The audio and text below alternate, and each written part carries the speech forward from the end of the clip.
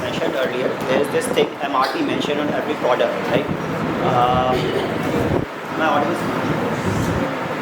Okay, so as you mentioned earlier, that there is mention of MRP on every product, maximum retail price. Okay, and some of us, the consumers, are very much not aware about it being the maximum retail price.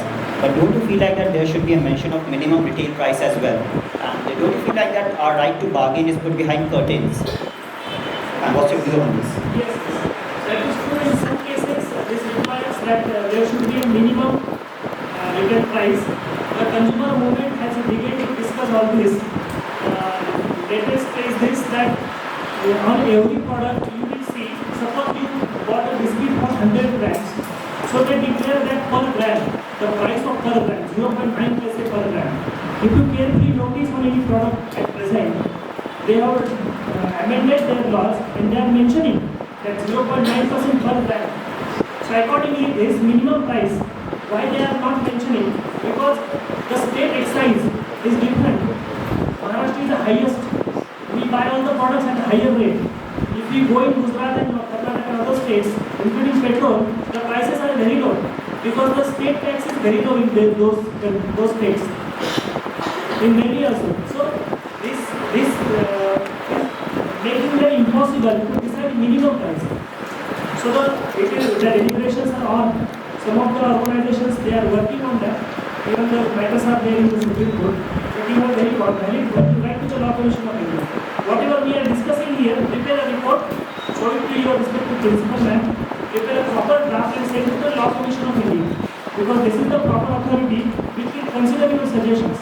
They are the retired Supreme Court judges and they are working on that. So you write to them that there should be only minimum price. Only, write that. Let's see the law will be developed. So that will be unjust for the seller. For maximum you can decide. The minimum price should be mentioned on that. That we should not say below that. Then the biscuit will get at 50 paise. The minimum price will be. Because the advertisers will be low by that time. So the entire, do you know the actual cost of distilling water? According to me it is 15 paise. Or 20 paise something. But we buy it for 20 rupees. All this goes to the manufacturers. So in fact, manufacturers buy based on the products. No, they don't look to the provisions of the law. They are only making the money out of all this. As we are aware that the cars and bikes are sold to the dealer. So the pay, suppose you will just buy a Maruti car, the cost is around 3 lakh rupees, the lowest car. It was manufactured for 1.5 lakh rupees. It was sold to the dealer for 3 lakh rupees, including the transit and all this. And he does this profit out to them. So this is what, how they can manufacture this.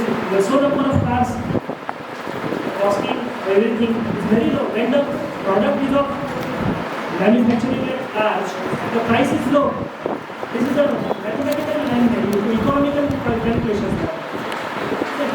So this is what is happening. So the dealers are at profit. Right? Point like to talk. Yes. Is there any threshold, minimum, maximum with respect to consumer jurisdiction? As far as that issue left to discuss, yes, good question.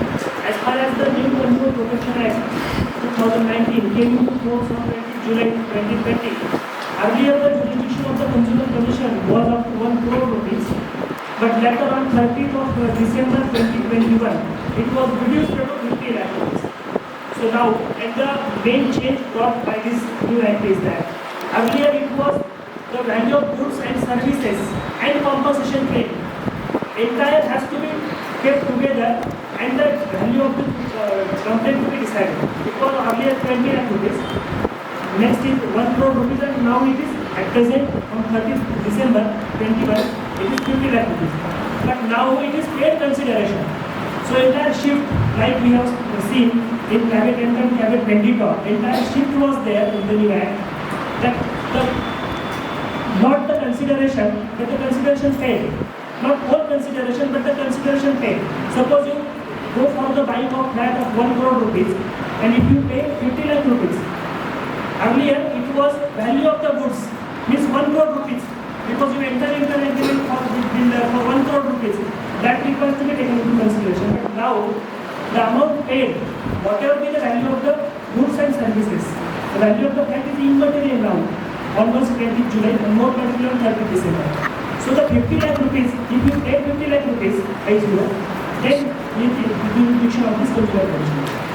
I'll take one example. Particularly, example, but you can appreciate the content of it. Say, for example, I take an injection. Go to a doctor shop and take a tetanus injection, which is costing only 15 rupees or 20 rupees. Yes. And that injection was a serious infection in my arm. So in that case, shall I go to the consumer court, because we don't know whether it's the needle which impacted the arm or it's the tetanus medicine which impacted the As medical negligence cases, now the consumer commission and the jurisdiction, because the fees paid by you to the doctor, the fees paid by the complainant to the doctor is the only relevant aspect in that case. And it is normally below 50 lakh. So you can approach to the district consumer commission for redress of claims. Another which was left in discussion was mediation. The new chapter added in the Consumer Protection Act, which was left to be discussed, that the alternative dispute redressal system, the principal man has PhD on that subject, you might be aware, that alternative dispute redressal system is one of the important aspects in entire legal system. Legal Services Authorities Act was incorporated in 1987 in order to protect the rights of deprived litigants. The basic theme behind Section 89 of Civil Procedure Code was to provide alternative remedies because the courts are overburdened, the lawyers are busy in their schedules, the lawyers are not aware of the rights of the consumers. Suppose in case of family court, how many of you approach to the family court? Nobody, very few of them. So industrial courts, very few. So if the client approaches to the lawyer to a particular court, then he may not be able to justify the client's case before the court for want of knowledge or for want of time.